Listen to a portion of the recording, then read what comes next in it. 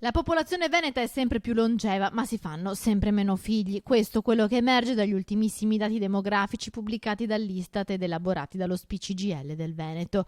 I numeri raccontano di un drammatico aumento di over 80 che vivono soli. Per loro il periodo più difficile è proprio quello dell'estate. I parenti si allontanano per le vacanze, la città si svuota, molti punti di incontro sono chiusi per ferie e si può uscire poco per colpa del caldo. La comunità di Sant'Egidio, che quotidianamente va a trovare gli anziani e li chiama al telefono per tener loro compagnia, lancia un appello: servono volontari. Io faccio proprio un appello a quanti si vogliono unire a noi per le visite agli anziani, per andarli a trovare nei tanti quartieri dove siamo, da Mortise all'Arcella, alla Guizza, al centro della città, al Portello. Sentiamo proprio forte questo bisogno di non lasciarli soli. La situazione non riguarda solo Padova, ma tutta la regione. Ecco il numero da contattare per diventare volontario. La nostra visita agli anziani nei diversi quartieri non è solo qui a Padova, ma anche a Mestre, a Treviso.